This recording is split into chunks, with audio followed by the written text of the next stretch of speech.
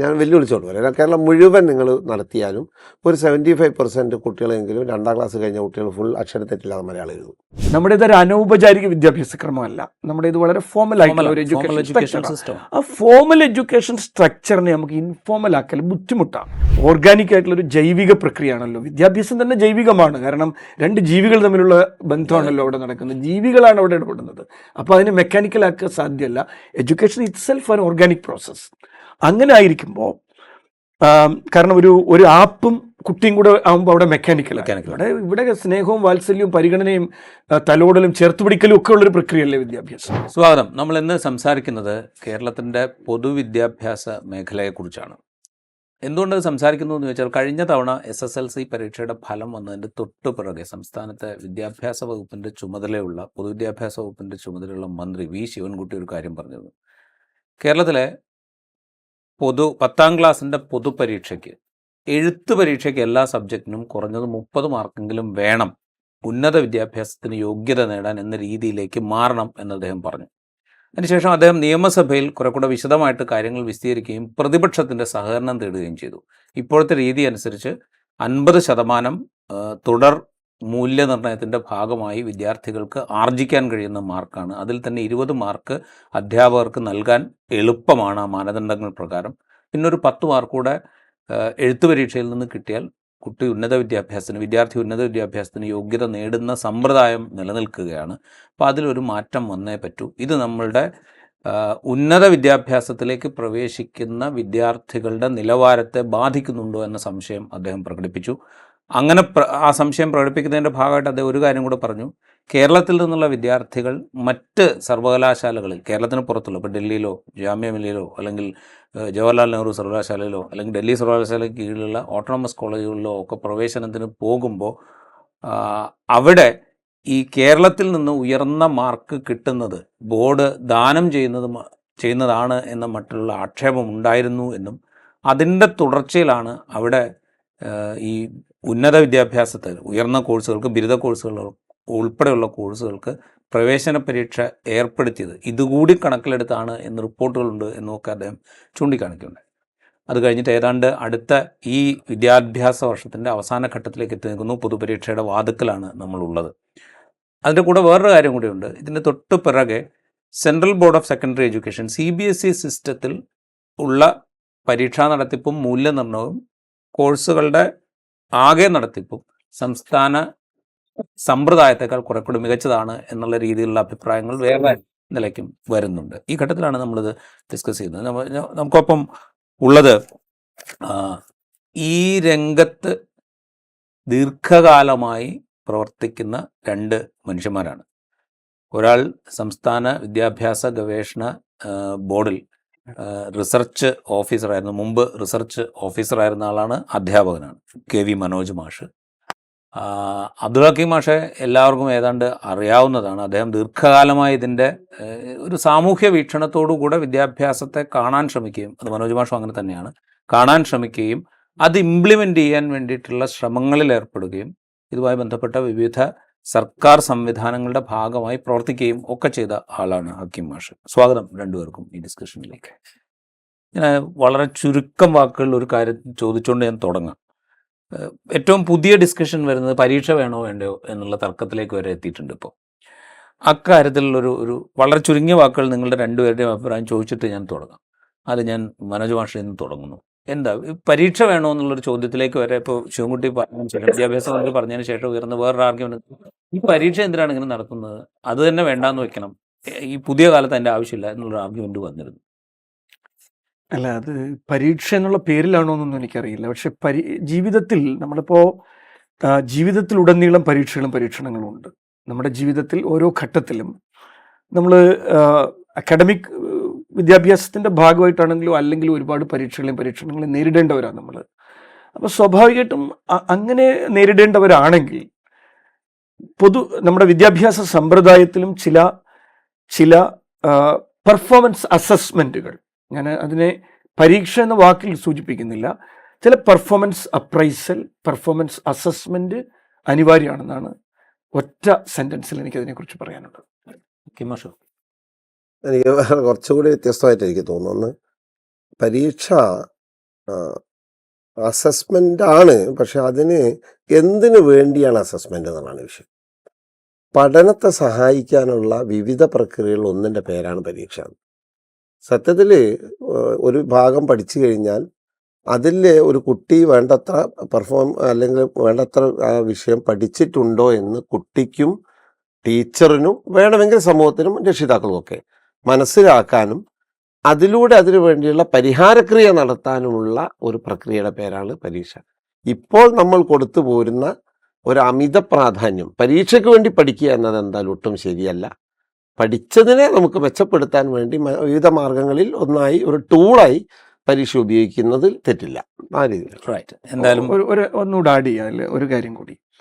ഇപ്പോൾ ഒരാൾ ഒരു ഒരു ഒരു വിദ്യാർത്ഥി ആവട്ടെ, മറ്റേതൊരു പെർഫോമൻസ് ആവട്ടെ, ആ പെർഫോമൻസ് നമ്മൾ അസസ് ചെയ്യപ്പെടുന്നുണ്ട്. ഒരു പാട്ട് ഒരു പെർഫോമൻസ് ആണ്, അത് നമ്മൾ അസസ് ചെയ്യുന്നുണ്ട്. ഒരു പ്രകടനം നമ്മൾ അസസ് ചെയ്യുന്നുണ്ട്. ഇപ്പോൾ ഒരു ഒരു ഒരു ഒരു ഫുട്ബോൾ നമ്മൾ അസസ് ചെയ്യുന്നുണ്ട്, ഒരു ഓട്ടം നമ്മൾ അസസ് ചെയ്യുന്നുണ്ട്. മേ ബി അറിവ് മാത്രമല്ല അസസ് ചെയ്യപ്പെടുന്നത്, അറിവ് അസസ് ചെയ്യപ്പെടുന്നുണ്ട്, ശേഷികൾ അസസ് ചെയ്യപ്പെടുന്നുണ്ട്, മനോഭാവങ്ങൾ വിലയിരുത്തപ്പെടുന്നുണ്ട്, ഇവർക്ക് എന്ത് പ്രകടിപ്പിക്കാൻ കഴിയും എന്നുള്ളത് അസസ് ചെയ്യപ്പെടുന്നുണ്ട്. ലോകമെങ്ങും ഇത്തരത്തിലുള്ള പെർഫോമൻസുകൾ പരീക്ഷയെ ഒരു പെർഫോമൻസ് ആയിട്ടാണ് എടുക്കുന്നതെങ്കിൽ, ഹക്കിമാഷ് പറഞ്ഞ അതിനോട് ഞാൻ യോജിച്ചുകൊണ്ട് തന്നെ പറയാം, അങ്ങനെയെങ്കിൽ അത് അസസ് ചെയ്യപ്പെടേണ്ടതുണ്ട്. എങ്ങനെ അസസ് ചെയ്യപ്പെടണം എന്നുള്ളത് മറ്റൊരു ചോദ്യമാണ്. ഇതാണ് ഏറ്റവും പ്രധാനപ്പെട്ട ചോദ്യം. ഇപ്പോൾ വിദ്യാഭ്യാസ മന്ത്രി വി ശിവൻകുട്ടി ഈ എഴുത്ത് പരീക്ഷയിൽ മിനിമം 30 മാർക്കെങ്കിലും വേണം, ഇതൊരു ഉന്നത വിദ്യാഭ്യാസത്തിനുള്ള യോഗ്യതയായി കണക്കാക്കണമെങ്കിൽ എന്ന് പറയുമ്പോൾ അത് പറയിപ്പിക്കാൻ അദ്ദേഹത്തെ പ്രേരിപ്പിക്കുന്ന ചില ഘടകങ്ങളെങ്കിലും ഉണ്ടാവും. എന്നുവെച്ചാൽ ഇപ്പോൾ ഒരു 99%-ത്തിലധികം വിജയ ശതമാനം അല്ലെങ്കിൽ ഉന്നത വിദ്യാഭ്യാസത്തിന് യോഗ്യത നേടിയവരുടെ എണ്ണം 99%-ത്തിലധികമായിട്ടാണ്. ചെറിയ കറക്ഷൻ, ഉന്നത വിദ്യാഭ്യാസം അല്ല, കാരണം പ്ലസ് ടുവിന് അതില്ല. ഉയർന്ന അല്ല, 10ാം ക്ലാസ്സിന് ശേഷം ഹയർ സെക്കൻഡറി എന്ന് തന്നെ പറയുന്നതായിരിക്കും നന്നാവും. ഹയർ സെക്കൻഡറിക്ക് യോഗ്യത നേടിയ ആളുകളുടെ എണ്ണം ഏതാണ്ട് 99%-ആയിട്ടാണ് ഈ കഴിഞ്ഞ വർഷങ്ങളിലൊക്കെ ഉണ്ടാവുക. അത് കഴിഞ്ഞ് സേ പരീക്ഷയുടെ കഴിയുമ്പോഴത്തേക്കും ഏതാണ്ട് 100% ആകും.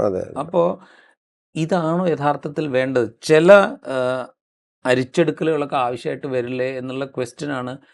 അത് അങ്ങനെയാണെങ്കിലല്ലേ നമ്മളുടെ ഇപ്പോൾ ഹയർ സെക്കൻഡറി ആണെങ്കിൽ കുറേ കൂടെ നിലവാരമുള്ളതാവുള്ളൂ, അതിനുശേഷം കുറേ കൂടെ നിലവാരമുള്ളതാവുള്ളൂ. ഇതൊക്കെ ആയിരിക്കും ഒരു പക്ഷേ വിദ്യാഭ്യാസ മന്ത്രി എനിക്ക് ആ നിലയ്ക്ക് അത് ഉദ്ദേശിച്ചിട്ടില്ലെന്ന് തോന്നുന്നു. മാത്രമല്ല ഇപ്പോൾ അതിൻ്റെ ഒരു തീരുമാനം വരുന്നതും അങ്ങനെയല്ല. അതായത് 30% എന്നുള്ളത് ഒരു ഒരു പർട്ടിക്കുലർ പോയിന്റ് വെച്ചു, 30 ആവും, 40 ആവും, 20 ആവും, എന്താവാം. ഉദ്ദേശിച്ചത് നിങ്ങൾ പറഞ്ഞു തന്നെ. കാരണം കുറേ കൂടി ഓരോ ക്ലാസ്സിലും കിട്ടേണ്ട നിലവാരം ഉറപ്പിച്ചുകൊണ്ടാണ് അടുത്ത ക്ലാസ്സിലേക്ക് പോകേണ്ടത് എന്നുള്ളതാണ് വസ്തുത. ഇപ്പം നമ്മുടെ വിദ്യാഭ്യാസ അവകാശ നിയമം വെച്ചിട്ട് 8ാം ക്ലാസ് വരെ ആണെങ്കിലും കേരളത്തിൽ നമ്മൾ പൊതുവിദ്യാഭ്യാസം, അതാണ് അത് ഉന്നത വിദ്യാഭ്യാസം അല്ലെന്ന് ഞാൻ തിരുത്താനുള്ള കാരണം അതാണ്.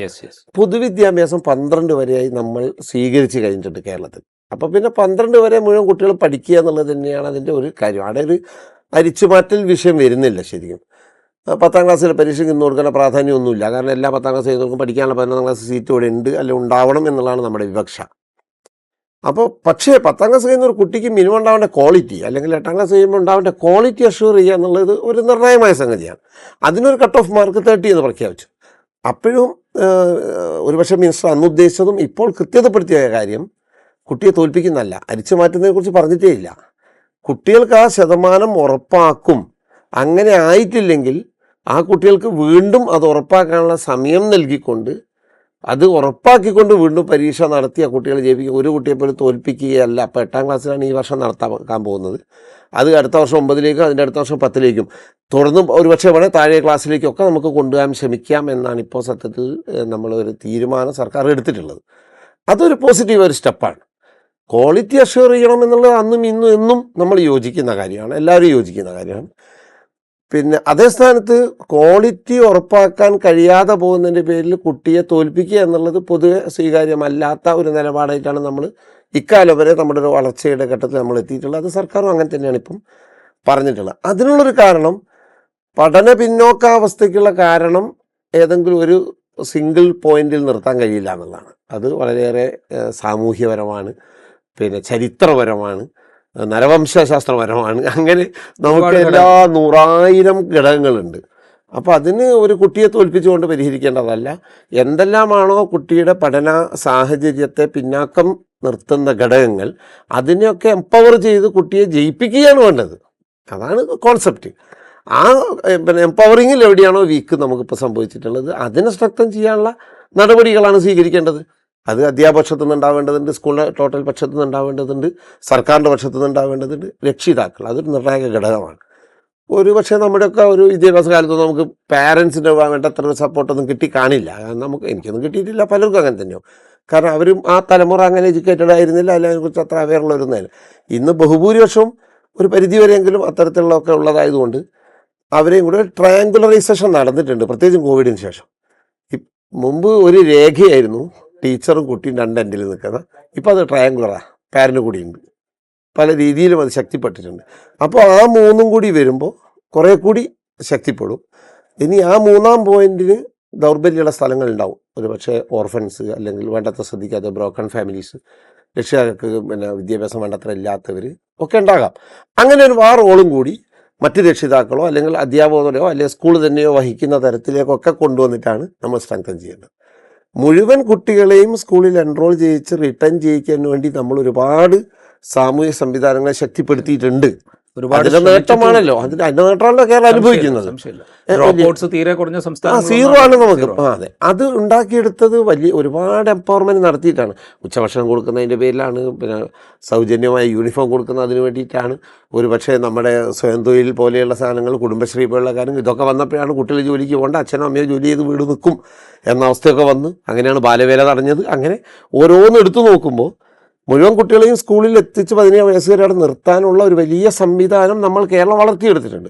അതിനുവേണ്ടി മഹാത്യാഗങ്ങൾ സഹിച്ച ആളുകളുണ്ട്, പ്രസ്ഥാനങ്ങളുണ്ട്, സമരങ്ങളുണ്ട്. അപ്പോൾ അതിൻ്റെയൊക്കെ ഒരു ബാക്കിപത്രമാണ് ഇത്. ഇനി ഇവിടെ വെച്ചിട്ടുണ്ടാകുന്നൊരു വീക്ക്നെസ് കാണുമ്പോൾ നമുക്കൊരു കാര്യം ചെയ്യാം, കുറേ കുട്ടികളൊക്കെ തോൽപ്പിച്ച് കളയാം എന്നതല്ല എൻ്റെ പരിഹാരം. അപ്പോൾ ആ വീക്ക്നെസ്സിനെ പരിഹരിക്കുക എന്നുള്ളതാണ്. ആ കൺസെപ്റ്റ് വൈസ് ഈ പറയുന്നത് ശരിയാണ്. ഞാൻ പറയുന്നത് കൺസെപ്റ്റ് വൈസ് ശരിയാണ്. കാരണം വെച്ചാൽ ഈ സിസ്റ്റം ആണ് ശക്തിപ്പെടുത്തേണ്ടത്. അതുവഴിയാണ് ഒരു വിദ്യാർത്ഥി പോലും യോഗ്യത നേടാത്ത ഒരു അന്തരീക്ഷം സൃഷ്ടിക്കേണ്ടത്. ഇതൊക്കെ ശരിയാണ്. ഈ കൺസെപ്റ്റ് കുറച്ച് ഒരുപക്ഷെ നേരത്തെ ഉണ്ടായിരിക്കും നമ്മുടെ സിസ്റ്റത്തിലൊക്കെ. പ്രാക്ടിക്കൽ വരുമ്പോൾ ഇത് നടക്കുമല്ലോ. നമുക്ക് കേരളത്തിൽ എനിക്ക് തോന്നുന്നു വലിയൊരു പ്രശ്നം ഈ പലയിടങ്ങളിലുള്ള പ്രശ്നമായിരിക്കാം. ഈ ആശയതലവും പ്രായോഗികതയും തമ്മിലുള്ള വലിയൊരു ഗ്യാപ്പ് ഫീൽ ചെയ്യുന്നുണ്ട്. അപ്പോൾ അതിൻ്റെ ഒരു ആശയ പരിസരം ഹക്കീം മാഷ് വളരെ നന്നായി പറഞ്ഞു, മനോഹരമായി പറഞ്ഞു. പക്ഷെ അതിൻ്റെ പ്രായോഗിക പരിസരം എന്താണെന്നുള്ള ഒരു അന്വേഷണത്തിലേക്ക് നമ്മൾ വരുമ്പോൾ, ഇപ്പോൾ ഈ ക്വസ്റ്റ്യനുമായിട്ട് കണക്ട് ചെയ്ത്, ഇപ്പോൾ നമ്മളെ വിദ്യാഭ്യാസ മന്ത്രി ഈ പ്രഖ്യാപനം നടത്തിയതിന് ശേഷം ഉണ്ടായ ഒരു കാര്യം നമ്മൾ കണ്ടു. ശാസ്ത്ര സാഹിത്യ പരിഷത്ത് എന്ന് പറയുന്ന സംഘടന അതിനെ പ്രകടമായി എതിർത്തു. ഈ വിഷയത്തെ 30% അദ്ദേഹം മുന്നോട്ട് വെച്ച ഈ 30% എന്ന് പറയുന്ന 8-ലും 9-ലും 10-ലും ഇപ്പോൾ വെച്ചേക്കുന്നത്. വിദ്യാഭ്യാസ അവകാശ നിയമം തന്നെ ഓൾ പ്രൊമോഷൻ തിരുത്തി നോക്കണം. വിദ്യാഭ്യാസ അവകാശ നിയമം തിരുത്തിയത് 2019 പാർലമെന്ററി കമ്മിറ്റിയാണ്. പാർലമെന്ററി കമ്മിറ്റി പാർലമെന്റ് എംപിമാരുടെ, നമ്മുടെ ഇവിടുത്തെ എംപിമാരടക്കം ഉണ്ട് അതിനകത്ത്. എഡ്യൂക്കേഷൻ്റെ പാർലമെന്ററി കമ്മിറ്റിയാണ് അത് തിരുത്തിയിട്ട് ഓൾ പ്രൊമോഷൻ ലിഫ്റ്റ് ചെയ്തത്. അപ്പോൾ അങ്ങനെ പാർലമെന്ററി കമ്മിറ്റി അതിന് പ്രേരിപ്പിച്ച ഒരു ഘടകം ഈ മിനിമം ക്വാളിറ്റി അഷ്വർ ചെയ്യപ്പെടുന്നില്ല എന്നുള്ളൊരു ബോധ്യമാണ്. അപ്പോൾ എന്താണ് ഈ മിനിമം ക്വാളിറ്റി എന്ന് നമുക്കൊന്ന് പരിശോധിച്ച് നോക്കണ്ടേ. നമ്മൾ ഇപ്പോൾ ചില ഏകകങ്ങളുണ്ടല്ലോ, ആ ഏകകം എത്രത്തോളം അതിൻ്റെ ശാസ്ത്രീയതയും അതിൻ്റെ യുക്തിഭദ്രതയൊക്കെ നിൽക്കുമ്പോഴും നമുക്കിപ്പോൾ നാസ് പോലത്തെ പരീക്ഷകളുണ്ട്, പിസ പോലത്തെ ഇൻ്റർനാഷണൽ ആയിട്ടുള്ള എക്സാംസ് ഉണ്ട്. ഇപ്പോൾ പിസയിൽ ഫിൻലൻഡ് ആദ്യ സ്ഥാനത്താണെന്ന് നമ്മൾ തന്നെയാണല്ലോ പറയുന്നത്. അങ്ങനെയാണെങ്കിൽ പിസ ആരുണ്ടാക്കിയതാ? പിസ ഉണ്ടാക്കിയത് യൂറോപ്യൻ യൂണിയനാണ്. OECD കൺട്രീസിലെ രാജ്യങ്ങളെല്ലാം കൂടി ഉണ്ടാക്കിയതാണ് ഈ പിസ. ആ പിസയിൽ 1ാം സ്ഥാനത്ത് വന്ന ഫിൻലൻഡിനെ നമ്മൾ വാഴ്ത്തുന്നുണ്ട് അല്ലേ. പിസയുടെ ഇൻഡിക്കേറ്റർ യൂറോ കേന്ദ്രീകൃതമായിട്ടുള്ള ഇൻഡിക്കേറ്റേഴ്സാണ്. 10ാം ക്ലാസ്സിലെ കുട്ടികൾ ഏത് രാജ്യത്താണെങ്കിലും ഉള്ള കുട്ടികളുടെ കണക്കിലെയും ഭാഷയിലെയും സയൻസിലെയും സോഷ്യൽ സയൻസിലെയും നിലവാരം പരിശോധിക്കുന്ന പരീക്ഷയാണല്ലോ ഈ പിസ എന്ന് പറയുന്നത്. അതുപോലെ ദേശീയ തലത്തിൽ നടത്തുന്ന ഒരു കേന്ദ്രീകൃതമായിട്ടുള്ളൊരു പരീക്ഷയാണല്ലോ നാഷണൽ അച്ചീവ്മെൻറ്റ് സർവേ. ഇപ്പോൾ കഴിഞ്ഞ നവംബർ മാസത്തിൽ കേരളത്തിൽ ഉൾപ്പെടെ നാസ് നടന്നു.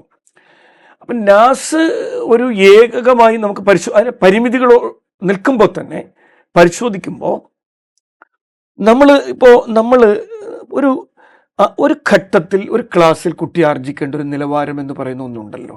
ഇപ്പോൾ 1ാം ക്ലാസ്സിൽ അത് എന്തോ ഒരു സംഗതി ഉണ്ട് അവിടെ. 1ാം ക്ലാസ്സിലെ കുട്ടി ആർജിക്കണം എന്ന് കരിക്കുലം തീരുമാനിക്കുന്ന, കരിക്കുലം കൽപ്പന ചെയ്യുമ്പോൾ തീരുമാനിക്കുന്ന ആ കുട്ടി, ഇനി അങ്ങനെ നമുക്ക് പറയേണ്ട, കുട്ടിയുടെ കോണ്ടെക്സ്റ്റിൽ തന്നെ പറയാം. നമുക്ക് ഈ പുതിയ കാലഘട്ടത്തിൽ അത് കുട്ടിയുടെ കോണ്ടെക്സ്റ്റിൽ തന്നെ പറയാം.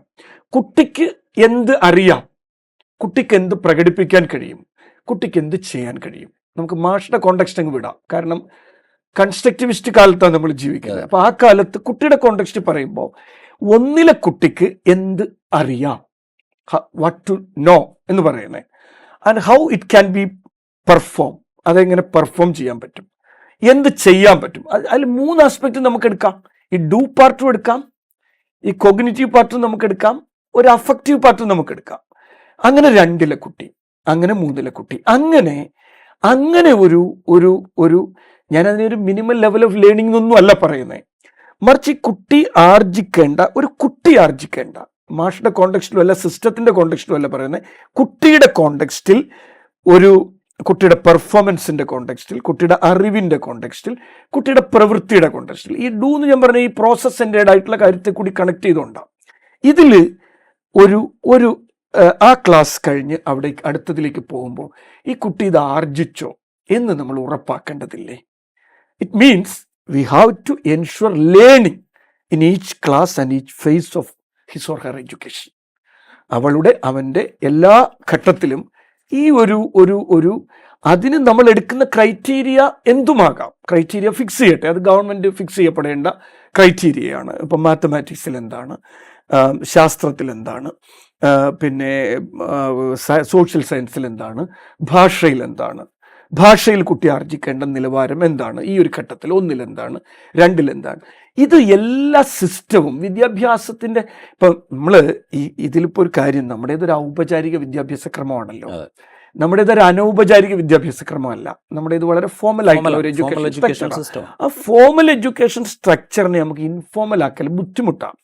ഇൻഫോർമലിനെ ഫോമലാക്കാനും പറ്റില്ല, കാരണം അതിൻ്റേതായ നിയതമായ ഒരു സ്കൂളുണ്ട്, അതിനൊരു കരിക്കുലമുണ്ട്, അതിന് അധ്യാപകരുണ്ട്, അതിന് അസസ്മെൻ്റ് ഉണ്ട്. അങ്ങനെ മാത്രമേ ഇതിന് മുന്നോട്ട് പോകാൻ പറ്റുള്ളൂ. അതതിൻ്റെ പരിമിതിയാകാം, അതതിൻ്റെ സക്സസ് ആവാം.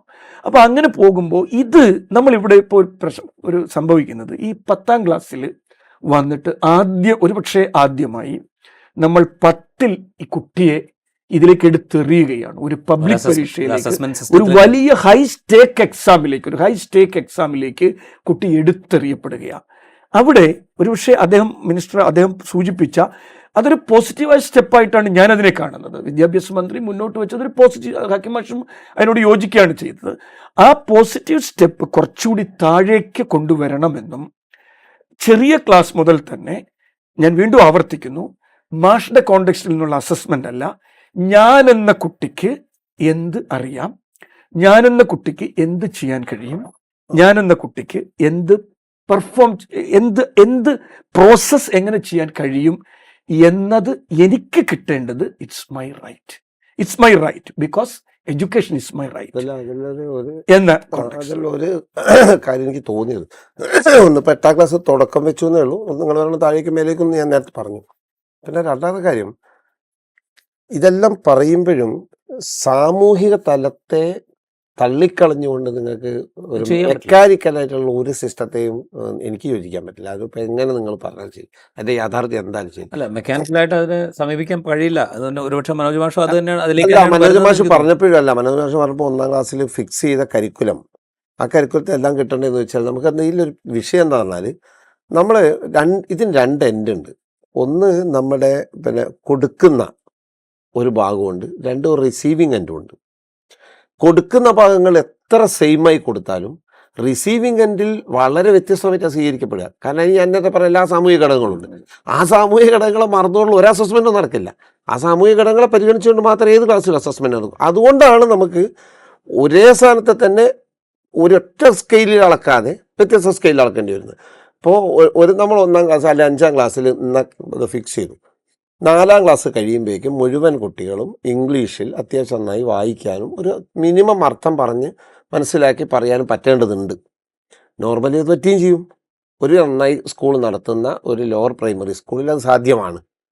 ഇപ്പോഴതിൻ്റെ ഉദാഹരണമുണ്ട്. 2ാം ക്ലാസ്സിൽ ഇപ്പം സംയുക്ത ഡയറി എന്ന് പറയുന്നത് കഴിഞ്ഞ വർഷം നടപ്പാക്കിയോടെ ഇപ്പോഴത്തെ 2ാം ക്ലാസ്സിൽ നിങ്ങൾ കേരളം മുഴുവൻ, ഞാൻ വെല്ലുവിളിച്ചോണ്ട് പറയാം, കേരളം മുഴുവൻ നിങ്ങൾ നടത്തിയാലും ഒരു 75% കുട്ടികളെങ്കിലും 2ാം ക്ലാസ് കഴിഞ്ഞ കുട്ടികൾ ഫുൾ അക്ഷരത്തെറ്റില്ലാതെ മലയാളം എഴുതും. അതേസമയം ഇപ്പം 5ാം ക്ലാസ്സിലെ കുട്ടികൾ എഴുതുകയില്ല. അതിന് കാരണം എന്ന് പറഞ്ഞാൽ അത് ഒരു ഘട്ടത്തിൽ നടപ്പാക്കിയതിൻ്റെ ഇഫക്റ്റാണ് ഞാൻ പറയുന്നത്. അപ്പോൾ അതിൽ ഈ റിസീവിങ് എൻഡിലുള്ള ഇത്തരം പ്രശ്നങ്ങൾ മനസ്സിലാക്കിക്കൊണ്ടുള്ള പരിഹാരത്തിലേക്ക് നമ്മൾ പോകേണ്ടതുണ്ട്. അതിൻ്റെ അർത്ഥം ഇതുവരെയുള്ളതെല്ലാം തെറ്റായിരുന്നു എന്നേ അല്ല. ഞാൻ എപ്പോഴും പറയുന്ന ഒരു പോയിന്റ് ഉണ്ട്. അതായത് ഒന്ന്, നമ്മൾ എൻറോൾമെൻറ്റ് പൂർണ്ണമാക്കലും 2 റിട്ടൻഷൻ പൂർണ്ണമാക്കലും, ഇത് രണ്ടും കഴിഞ്ഞാൽ മാത്രമേ ക്വാളിറ്റി ഇഷ്യൂ വരുന്നുള്ളൂ. ഇതില്ലാത്ത നമ്മൾ ക്വാളിറ്റിൻ്റെ ഡിസ്കഷൻ ഇല്ല. പക്ഷേ മനോജ് മാഷോട് ഞാൻ ചോദിക്കുന്നത്, ഈ പറഞ്ഞൊരു സോഷ്യൽ സാഹചര്യം ഉണ്ടല്ലോ, നമ്മൾ തമ്മിൽ സംസാരിക്കുമ്പോൾ തന്നെ ഈ സോഷ്യൽ സാഹചര്യത്തെക്കുറിച്ച് നമ്മൾ സൂചിപ്പിക്കാറുണ്ട്.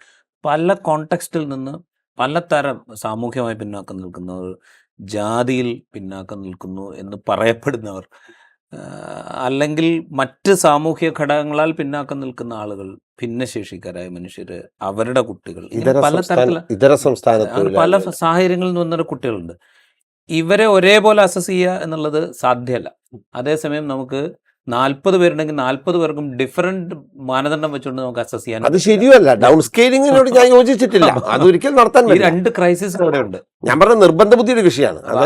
അതാണ് ഇതില് ഞാനൊരു കാര്യം അതും കൂടി പരിശോധിക്കുന്ന, അതായത് അവരുടെ ഡൗൺ സ്കെയിലിംഗ് അല്ലട്ടോ, ഒരു എക്സാമും ഡൗൺ സ്കെയിൽ ചെയ്യണമെന്ന് ഞാൻ പറയില്ല, അപ്സ്കെയിൽ ചെയ്യേണ്ടത്. ഞാൻ പറഞ്ഞുകൊണ്ടുവരുന്നത് അവരെ ആ സ്കെയിലിലേക്ക് എത്തിക്കുകയാണ് വേണ്ടത്. അല്ലാതെ അവർക്കനുസരിച്ച് മൂല്യനിർണ്ണയം മാറ്റുകയല്ല, മറിച്ച് അവർക്കുള്ള സപ്പോർട്ടിങ് സിസ്റ്റം കൊടുക്കാതെ ഇപ്പോൾ നമ്മൾ ഒറ്റയടിക്ക് പരീക്ഷ 5ാം ക്ലാസ് 4ാം ക്ലാസ്സിലും കൂടെ കൊണ്ടുവരുന്നു, അല്ലെങ്കിൽ 1ാം ക്ലാസ്സിലും കൂടെ വരുന്നു, എല്ലാവരും അങ്ങോട്ട് പരീക്ഷയ്ക്ക് ഇരുത്തുന്നു.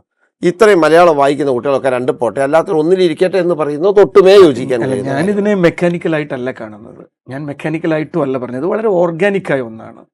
ഒന്നാമത് വിദ്യാഭ്യാസം തന്നെ ഓർഗാനിക് ആയിരിക്കുമ്പോൾ അതിനെ നമുക്ക് മെക്കാനിക്കലാക്കാൻ പറ്റില്ല. കേരളത്തിലെ വിദ്യാഭ്യാസം പ്രത്യേകിച്ചും വളരെ ഓർഗാനിക് ആയിട്ടുള്ളൊരു ജൈവിക പ്രക്രിയയാണല്ലോ. വിദ്യാഭ്യാസം തന്നെ ജൈവികമാണ്. കാരണം 2 ജീവികൾ തമ്മിലുള്ള ബന്ധമാണല്ലോ അവിടെ നടക്കുന്നത്. ജീവികളാണ് അവിടെ ഇടപെടുന്നത്. അപ്പോൾ അതിനെ മെക്കാനിക്കലാക്കാൻ സാധ്യമല്ല. എഡ്യൂക്കേഷൻ ഇറ്റ് സെൽഫ് ആണ് ഓർഗാനിക് പ്രോസസ്സ്. അങ്ങനെ ആയിരിക്കുമ്പോൾ, കാരണം ഒരു ആപ്പും കുട്ടിയും കൂടെ ആകുമ്പോൾ അവിടെ മെക്കാനിക്കലാണ്. ഇവിടെ സ്നേഹവും വാത്സല്യവും പരിഗണനയും തലോടലും ചേർത്തുപിടിക്കലും ഒക്കെ ഉള്ളൊരു പ്രക്രിയയല്ലേ വിദ്യാഭ്യാസം. അപ്പോൾ അങ്ങനെ നോക്കുമ്പോൾ ഇതിലെ ഇതിലൊരു വിഷയം, ഞാൻ ഒരു കാര്യം എനിക്ക് സൂചിപ്പിക്കാനുള്ളത്, എല്ലാ സാമൂഹ്യ പ്രശ്നങ്ങളും പരിഹരിച്ചിട്ടല്ല വിദ്യാഭ്യാസ പ്രശ്നങ്ങൾ സെറ്റിൽ ചെയ്യേണ്ടത്. എല്ലാ സാമൂഹ്യ പ്രശ്നങ്ങളും പരിഹരിക്കാനുള്ള ഉപാധിയാണ് വിദ്യാഭ്യാസം. ഒരു കുട്ടിയുടെ വീട്ടിലെ, നാട്ടിലെ എല്ലാ സാമൂഹ്യ പ്രശ്നങ്ങളും, മദ്യപാനത്തിൻ്റെ പ്രശ്നമുണ്ട് നാട്ടിൽ, ഡ്രഗ്സിൻ്റെ പ്രശ്നമുണ്ട് നാട്ടിൽ, ഈ പ്രശ്നമെല്ലാം പരിഹരിച്ചതിന് ശേഷമല്ല വിദ്യാഭ്യാസം ആരംഭിക്കുന്നത്. നമ്മൾ പറഞ്ഞ് ഹ്യൂഗോയുടെ ഒരു ജയിൽ അടയ്ക്കുമ്പോൾ സ്കൂൾ തുറക്കുന്നു എന്ന് പറഞ്ഞൊരു സാധനം പോലെയാണ്. സ്കൂള് തുറക്കും, ജയിലുള്ളപ്പോൾ തന്നെയാണ് സ്കൂൾ തുറക്കുന്നത്. ഈ ഇഷ്യൂ ഉള്ളപ്പോൾ തന്നെയാണ് വിദ്യാഭ്യാസ പ്രക്രിയ പോയിക്കൊണ്ടിരിക്കുന്നത്, മുന്നോട്ട് പോകുന്നത്. വിദ്യാഭ്യാസം ഈ പ്രശ്നത്തെ അഡ്രസ്സ് ചെയ്യാൻ കുട്ടിയെ പ്രാപ്തനാക്കുന്ന ഒരു പ്രക്രിയ കൂടിയാണല്ലോ. ഈ അവൻ്റെ സാമൂഹ്യ പ്രശ്നങ്ങളെ, അവൻ്റെ വൈകാരിക പ്രശ്നങ്ങളെ, അവൻ്റെ മാനസിക പ്രശ്നങ്ങളെ, അവൻ്റെ സാമ്പത്തിക പ്രശ്നങ്ങളെ അടക്കം. അപ്പോൾ അങ്ങനെ നോക്കുമ്പോൾ ഇപ്പം നമുക്ക് ഹക്കീം മാഷ് സൂചിപ്പിച്ച ഈ അസസ്മെൻറ്റ്, ഇതിലൊരു പ്രശ്നമായിട്ട് എനിക്ക് തോന്നുന്നത് ഇപ്പോൾ പറഞ്ഞ ഈ സാമൂഹ്യ ഘടകം. ഞാൻ ഒന്ന് ചോദിക്കട്ടെ, ഇപ്പോൾ നമ്മുടെ ഈ ഇങ്ങനെ ഒരു അസസ്മെൻറ്റിൽ അല്ലാതെ നമ്മളിപ്പോൾ പറയുന്ന ഈ ഒരു പെർസെൻറ്റേജിലേക്ക് വരുന്നതിന് മുമ്പ് നമ്മുടെ കാര്യങ്ങളെല്ലാം ഭദ്രമാണോ? അല്ല എന്നാണ് എനിക്ക് തെളിവുകൾ സഹിതം പറയാനുള്ളത്. ഞാനൊരു ഉദാഹരണം പറയാം. ഇപ്പോൾ ഞാൻ വയനാട് ജില്ലയിലുള്ള ഒരു അധ്യാപകനാണ്. വയനാട് ജില്ലയിലെ എത്രയെങ്കിലും കുട്ടികൾ ഇപ്പോൾ ക്ലാസ് റൂമിന് പുറത്താണ്. ഈ അസസ്മെൻറ്റിലൂടെയല്ല, നമ്മൾ ഇപ്പോൾ നിലനിൽക്കുന്ന സംവിധാനത്തിൻ്റെ ഭാഗമായി തന്നെ കുട്ടികൾ പുറത്താണ്. ഇനി അതല്ലാതെ നമ്മുടെ ഈ പ്രോസസ് സെൻറ്റേഡ് ആക്ടിവിറ്റിയിലൂടെ പുറത്തായവരുണ്ട്. ഒരു സൈക്കോളജിക്കലായിട്ടുള്ളൊരു ആശയമാണ് സോഷ്യൽ ലോഫിംഗ് എന്ന് പറയുന്നത്, ഗ്രൂപ്പ് തിങ്കിങ്. നമ്മൾ ഈ കഴിഞ്ഞ കുറേ കാലങ്ങളായിട്ട് നമ്മൾ കുറച്ചുകൂടി സൂക്ഷ്മമായിട്ട് ഇതിനെ സമീപിച്ചുകൊണ്ട് ഞാൻ പറയുകയാണ്. കഴിഞ്ഞ കുറേ കാലമായി നമ്മുടെ ക്ലാസ് റൂമുകളിൽ നടക്കുന്ന ഗ്രൂപ്പായിട്ടുള്ള ആക്ടിവിറ്റീസ്, ഈ ഗ്രൂപ്പായ ആക്ടിവിറ്റിക്ക് ഒരുപാട് പോസിറ്റീവായിട്ടുള്ള ഘടകങ്ങളുണ്ട്. എന്നാൽ അതിൻ്റെ ഒരു വലിയ നെഗറ്റീവായിട്ടുള്ള ഘടകം എന്താണെന്നറിയോ? നമ്മളൊരു ഗ്രൂപ്പിലായിരിക്കുമ്പോൾ നമ്മൾ ഒരു വ്യക്തി എന്ന നിലയിൽ ആ ആക്ടിവിറ്റിയിൽ ചെലുത്തുന്ന സ്വാധീനവും ഗ്രൂപ്പിൻ്റെ ഭാഗമായിട്ട് നമ്മൾ ചെലുത്തുന്ന നമ്മുടെ ഇൻവോൾവ്മെൻറ്റും ഡിഫറൻ്റ് ആണെന്ന് സൈക്കോളജിസ്റ്റുകൾ പറയുന്നുണ്ട്. ഇതെൻ്റെ ചിന്തയല്ല, സോഷ്യൽ ലോഫിംഗ് എന്നാണ് അതിനെ വിളിക്കുക. ഗ്രൂപ്പ് തിങ്കിങ് ഇവിടെ ഇപ്പം എന്താ സംഭവിക്കുക? ട്രൈബൽ വിഭാഗത്തിൽപ്പെട്ട കുട്ടികളും പൊതുവിഭാഗത്തിൽപ്പെട്ട കുട്ടികളും കൂടെ ഒരുമിച്ചിരുന്നൊരു ആക്ടിവിറ്റി ചെയ്യുകയും ഈ ഭാഷ കൊണ്ട് മുറിവേറ്റ് ആ ഗ്രൂപ്പിൽ ഇടപെടാനാവാതെ ഇൻഡിവിജ്വൽ ആയിട്ടുള്ള അറ്റൻഷൻ കിട്ടാതെ, കാരണം ഈ ഗ്രൂപ്പ് ആക്ടിവിറ്റിയുടെ ഭാഗമായിട്ട് അതിനകത്ത് വളരെ മിടുക്കരായിട്ടുള്ള എന്നെ പോലെയുള്ള അധ്യാപകരുടെ മക്കളൊക്കെ അതിനകത്ത് മിടുക്കരായിട്ട് ഷൈൻ ചെയ്ത് ഈ ഉന്നത അത്യാവശ്യം നിലവാരം സാമ്പത്തികമായിട്ടും സാമൂഹികമായിട്ടും ഡിജിറ്റലായിട്ടും ഒക്കെയുള്ള നിലവാരമുള്ള ആളുകൾ അതിനകത്ത് പോവുകയും ഇവർ ഒരു അറ്റൻഷൻ ഡെഫിസിറ്റ്, അറ്റൻഷൻ കിട്ടപ്പെടാതെ പിന്തള്ളപ്പെടുകയും ചെയ്യുന്ന വലിയ ഗ്രോസ് ആയിട്ടുള്ള സോഷ്യൽ ലോഫിങ്ങും ഗ്രൂപ്പ് തിങ്കിങ്ങും നമ്മളുടെ, പിന്നെ മറ്റൊന്ന് നമ്മുടെ ഈ ആക്ടിവിറ്റി ഹക്കീം മാഷ് പറഞ്ഞ വളരെ ചിന്തിച്ചാലോചിച്ച് നമ്മൾ കൊണ്ടുവന്ന ഈ പ്രോസസ് സെൻറ്റേർഡ് എന്ന് പറയുന്നത് കേവലമായിട്ടുള്ള കായിക പ്രവർത്തനമായി ബൗദ്ധികമായോ ഒരു പെർഫോമൻസിൻ്റെ തലത്തിലോ ആറ്റിറ്റ്യൂഡിൻ്റെ തലത്തിലോ വരാതെ അതൊരു കായിക പ്രവർത്തനമായി മെക്കാനിക്കൽ ആക്ടിവിറ്റിയായി മാറിയ ക്ലാസ് റൂമുകൾ എത്രയെങ്കിലും ഞാൻ വിസിബിളാണ്, എനിക്കറിയാം അത്. അപ്പോൾ അങ്ങനെ വരുമ്പോൾ നമ്മൾ ഈ ഉദ്ദേശിച്ച ആശയതലത്തിൽ നമ്മൾ കൊണ്ടുവന്ന, നേരത്തെ ആദ്യത്തെ ചോദ്യത്തിലേക്ക് ഇപ്പോൾ എത്തുമ്പോൾ ആശയതലത്തിൽ നമ്മൾ കൊണ്ടുവന്ന ഈ പ്രോസസ് സെൻറ്റേർഡ് നമുക്കതിനെ എക്സ്റ്റെൻഡ് ചെയ്യാൻ പറ്റിയില്ല. ഞാനിപ്പോൾ ഇതിൽ പ്രശ്നം പറയാം. ഹക്കീം മാഷി പറയുന്ന ആശയങ്ങൾ 35 വർഷങ്ങൾക്ക് മുമ്പ് നമ്മൾ പറഞ്ഞ ആശയങ്ങളാണ്. 10-30 വർഷം മുമ്പ് നമ്മൾ പറഞ്ഞ പ്രോസസ് സെൻറ്റേർഡ് എന്നതിനെ, നമ്മൾ പറയുന്ന ക്രിട്ടിക്കൽ പെഡഗോജി എന്ന് പറയുന്ന ആശയത്തെ, നമ്മൾ പറയുന്ന സോഷ്യൽ കൺസ്ട്രക്റ്റിവിസം എന്ന് പറയുന്ന ആശയത്തെ കാലത്തോട് ചേർത്ത് വെച്ചുകൊണ്ട് എക്സ്റ്റെൻഡ് ചെയ്യാനും അപ്ഡേറ്റ് ചെയ്യാനും നമ്മൾ സംഭവിച്ചത്, ഒരു കുറ്റിയിൽ പശുവിനെ കെട്ടിയിട്ട് പശു കുറ്റിക്ക് ചുറ്റും കിടന്ന് കറങ്ങുന്നത് പോലെ നമ്മൾ ഇത്തരം ചില ടെർമിനോളജികൾക്കും ക്ലീഷേകൾക്കും ജാർഗണുകൾക്കും ചുറ്റും, ഹക്കീം മാഷ് എന്നല്ല ഞാൻ പറയുന്നത്, ജനറലി നമ്മൾ കിടന്ന് കറങ്ങുന്ന ഒരു പ്രശ്നമുണ്ട്. ഇതിനെ ആളുകൾ ചോദ്യം ചെയ്യുന്നുണ്ട്. ഇപ്പോൾ ഉദാഹരണം നമ്മൾ ഈ പറയുന്ന ഇതിൻ്റെ ഒരു സൂചികയാണല്ലോ കേരള മോഡൽ. ഈ കേരള മോഡലിലെ ഇൻക്ലൂസീവ്നെസ്സിനെ പിന്നെ അമർത്യ സെന്നെ പോലെയുള്ള ആളുകൾ ഈ whether your model is inclusive ചോദിക്കുന്നുണ്ട്. ആ ചോദ്യങ്ങളെ നമ്മൾ അഡ്രസ്സ് ചെയ്യണ്ടേ? ആ ചോദ്യങ്ങൾ നമ്മളെ തകർക്കാനുള്ള ചോദ്യങ്ങളല്ല. ആ ചോദ്യങ്ങൾ നമ്മുടെ സിസ്റ്റത്തെ സ്ട്രെങ്തൻ. നമ്മൾ കേരളം ഒരു സംവാദാത്മക സമൂഹമാണ്. നമ്മൾ നിരന്തരമായിട്ട്, ഇത് പക്ഷേ ബീഹാറിൽ കാണില്ല, നമ്മളൊരു പോസിറ്റീവ് സംഗതിയാണത്. അപ്പോൾ ഈ സംവാദങ്ങൾ നമ്മളുടെ പൊതുവിദ്യാഭ്യാസത്തെ, ഞാൻ ഉന്നയിക്കുന്ന ഈ കാര്യങ്ങൾ പൊതുവിദ്യാഭ്യാസത്തെ തകർക്കുകയല്ല, അതിനെ സ്ട്രെങ്തൻ ചെയ്യാനും അതിനെ നവീകരിക്കാനുള്ള നിർദ്ദേശങ്ങൾ ഒരു നല്ല ചർച്ചയാണ് ഓപ്പൺ ചെയ്തിട്ട്